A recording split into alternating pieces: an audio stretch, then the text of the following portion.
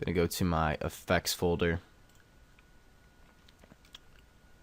And let's see what effects would go good in here.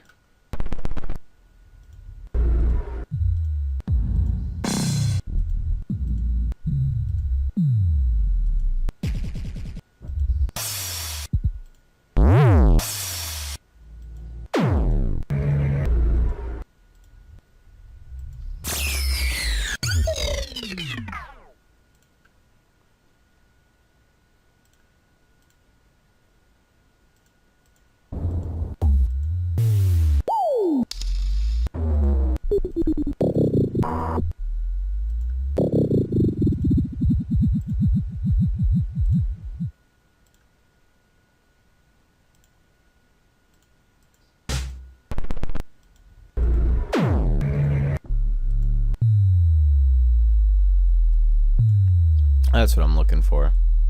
Just some nice sub bass drop. That one's a little strong, but I'm gonna kind of shape that. Make that a lot quieter.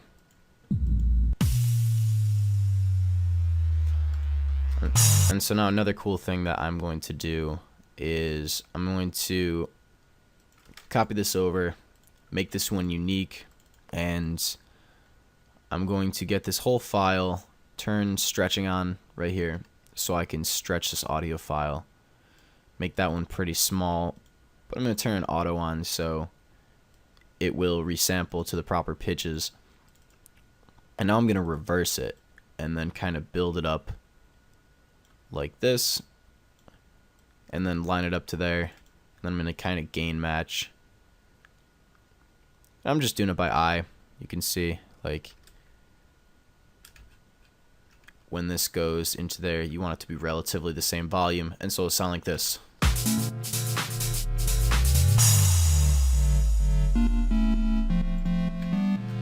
You can also throw a kick in there to kind of give it a little bit of that punch.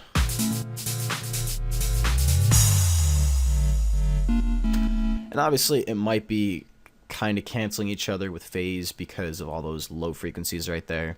I would generally fix it up in mixing, but now since this is the production kind of section of the song rather, I don't really worry about that kind of stuff. I usually will kind of make my song in two different sessions, I guess. I'll have a mixing session and a production session, and typically I used to try mixing when I was producing, but I found it's easier for my workflow at least to produce first and then worry about all the technical side of things later, all the phase cancellation, all the making sure everything's balanced, because I just kind of want my workflow to, when I'm producing at least, to involve a lot more of the production aspects.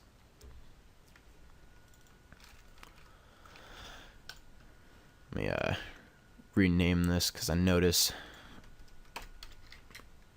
kind of OCD like that. Alright, so there's also, let's see, there's this one sound that I know I really like. It's just called Impact. There we go.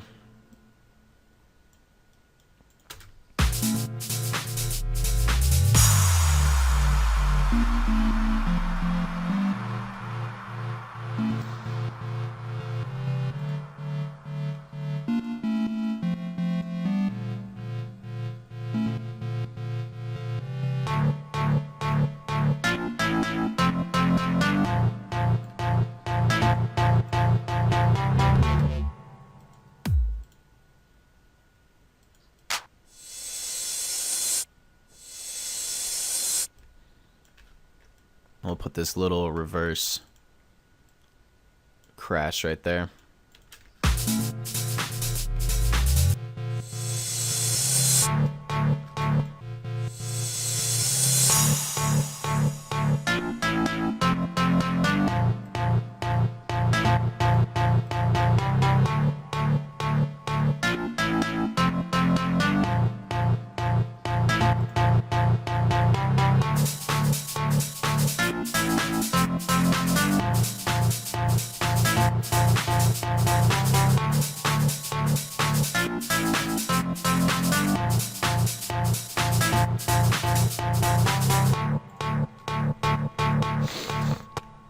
So I'll do the same type of thing here as another breakdown. Yeah, that'll work. Now I can do a build up. I like this spooky pad sound. I believe this is. So now I'm going to do a little bit of shaping to this effect. I'm going to trim this much off. And actually a cool thing you can do when kind of editing these effects is you can right click on here and go to edit, and it will bring up an instance of the sample in Edison. And what I can do now is zoom in to the end here of this part that I don't want, and I just highlight that and I'll press the delete key and it'll delete it. And then what I can do is kind of round this off. Let me have a little bit less. So I'm going to round this end off by selecting the end that I want to be faded out, and then I'm going to drag Edison open a little bit longer, because what happens when you drag it longer is you get access to a couple more tools. And so as you can see, you can still see them there, but when you close it, less and less tools are able to be viewed. And so you want to drag that out all the way to make sure you have access to all of the tools, and you're going to be looking for this little fade out tool right here. And so make sure you have your selection selected and just click fade out, and it will fade that out like you just saw. And so now what I want to do is select anywhere. First I want to make sure I have the whole file viewed, and press Control A, and it will select the whole single file there. And now I'm either going to click these two buttons on the far right here, and the one to the left here is drag or copy the selection, and the one to the right is send a playlist. Now if I send a playlist, it will just send an instance of this file to the playlist, but in this particular instance that's not what I want to do, because I want to just replace the prior sample with the new one that I edited. And so to do that, you're going to grab this drag copy selection. As you can see, it's now attached to my mouse here, and I can just drag it back in the original sample properties, and if you just saw it, it just replaced that sample. And so now if you look at, first off, it made it way too long, so I got to reset the time. But if you look closely, it just basically replaced our prior sample with the new one here, which is pretty cool. And so I'm just gonna get that and drag it in a little bit. If you hold Alt while you drag, it will ignore the snap, which is nice. So now that I have my sample all set, I'm gonna give it a little bit of a fade in, and then I'm going to double click on it, make sure that this sample is selected. I'm going to add this to a random channel in my mixer. Typically when I'm working with effects, I will put them in some of the higher channels just because they're out of the way. I like to have my percussion first, then some synths, then maybe vocals next, and then like way at the very end I will have all of my effects that I want to have effects on them. And I don't always, as you saw with this sub, there's not too much I would do with this sub, so I don't necessarily need to add that to the mixer, but in some instances I might just want to have it in the mixer for another volume control. But the reason why I added this spooky pad to the mixer is because I want to add a little bit of reverb to kind of just like set it nicely in the mix. It will sound pretty good and nice and ambient, and it'll sound pretty big. So let's see how that sounds.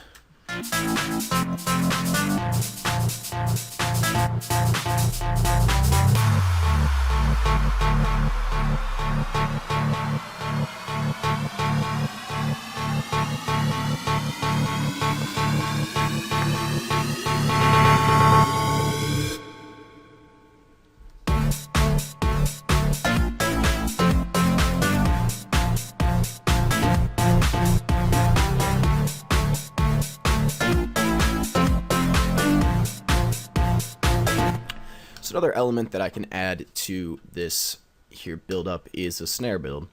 And so up here with the percussion, I'm going to right click and go insert one. That'll insert a new blank channel here, and I can call this snare build. And I'm going to find a nice snare. From my experience, I have tried a bunch of house snares for this, and I always find myself resorting to dubstep snares just because I like the way they sound, I like the timbre. I usually have to do some sample shaping like I've did before, but that's usually no problem.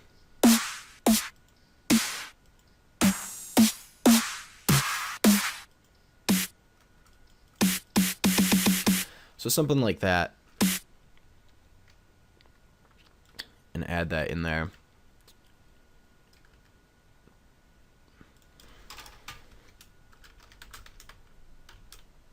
Let's call this build snare.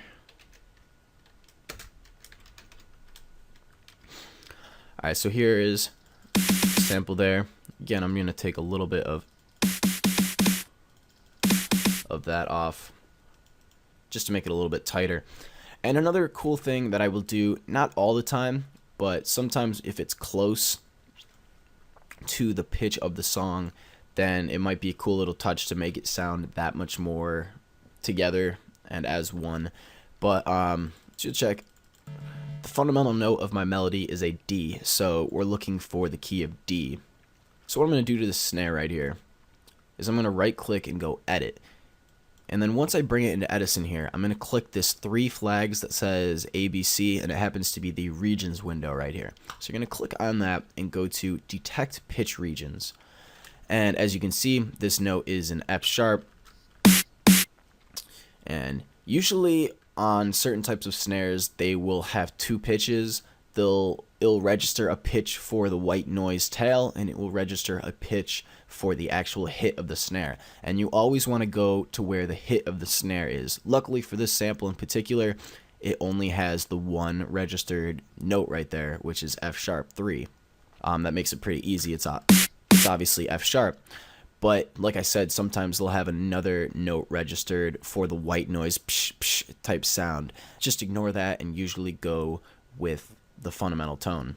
Now that I understand what pitch this is in, you can kind of do some math and figure out what key your song's in and find out how many semitones you need to raise or lower your snare in order to get it in tune. So for this example, because it's an F sharp, in order to get to D, let's see if there's a piano. So it's right here on F sharp. In order to get to D, we would need to go to 1, 2, 3, 4 semitones down. Unfortunately, I prefer not to downsample. I usually will always try to pitch up, and usually I'll only do that if it's a couple semitones. 4 or 5 semitones would be the max that I would usually pitch it up, unless I'm really trying to get that high-pitched snare type sound if I'm doing a snare roll or something. But because this is 4 semitones down, that means it would need to be 8 semitones up, and I think that's a little too high. We can try it just to see what it sounds like, but I think I'll probably end up reverting it. And so you're going to want to make sure your time stretching is set to auto. It's here at the bottom. And then for pitch, let me try putting it down 4 semitones. Yeah, to me that just sounds too low. I'm not too fond of that. Even though that is technically a D, it just doesn't sound as tight as, you know, the regular. And so because snares aren't something that are typically tuned in EDM, I guess. Snares are tuned, I shouldn't say that, but with samples like this, it's usually not a huge concern. But like I said, if it's within like 4 or 5 semitones up, then I will typically sometimes put it in tune. We can try 8 semitones up to see what it sounds like on the upper D. Yeah, that's way too high. You know, this is probably the extent I would go, +3, maybe +4 semitones. But for this, I'm just going to keep it at the fundamental. I don't really need to change the pitch of it. And so let's build this snare.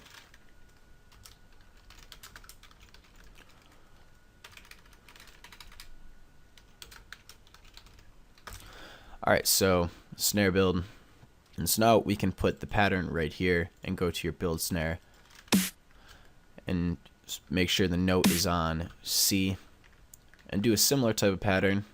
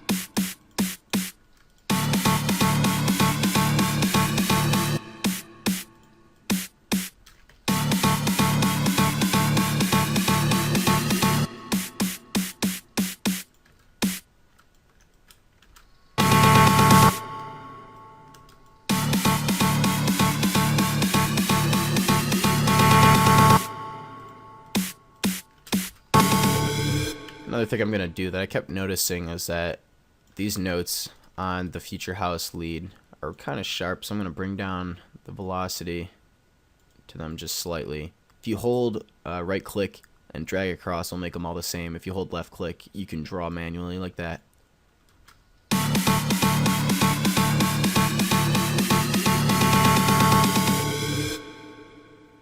So you can see that sounded a little less harsh.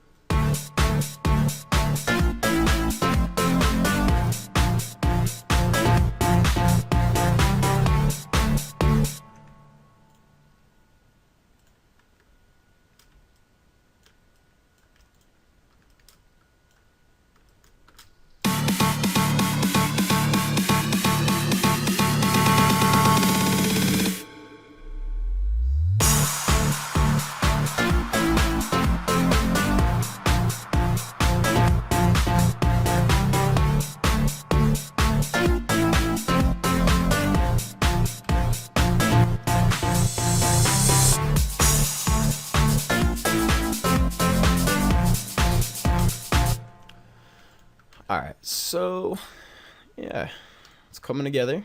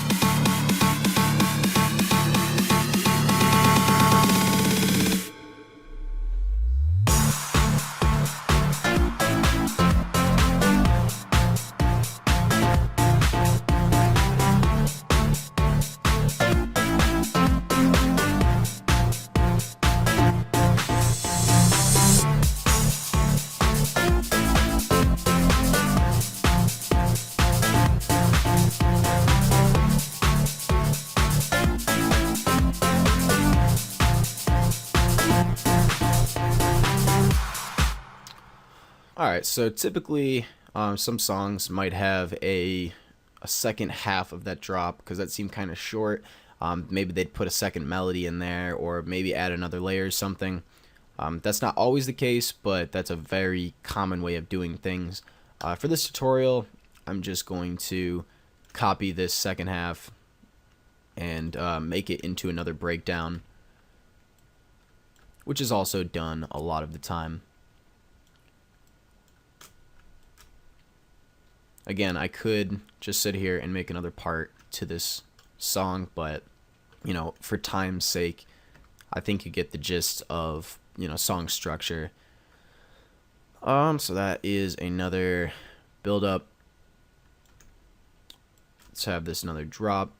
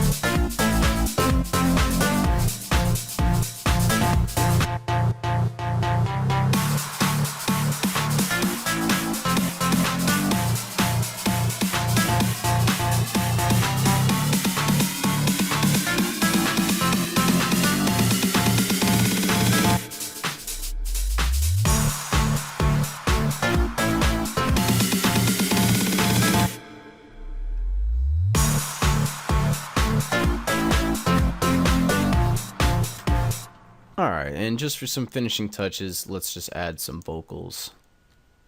Not anything too fancy, just a little drop vocal. Let's see what I got.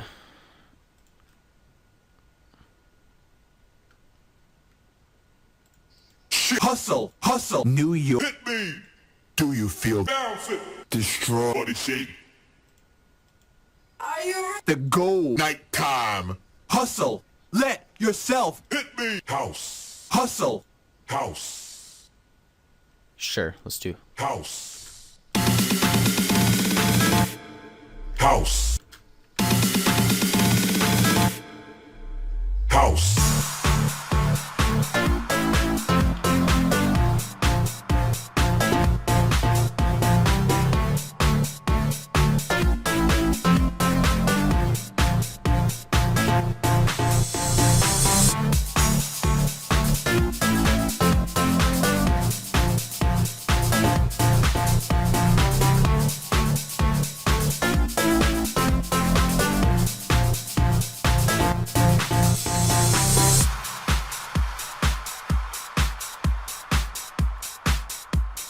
And then at the end, you would obviously have your kind of kick and clap or snare and whatever you had in the intro to kind of fade out. And that's usually what DJs would use to kind of beat match and fade into the next song. Sometimes it's a little bit longer, and a lot of times they'll have more melodic elements. They'll have like effects and things, but for time's sake, I'm not going to spend too much time on that. This is just the general gist of melodic elements, song structure, you know, kind of the general foundation for you guys to learn how to formulate your own songs, and then you'll be able to add whatever elements you want to it.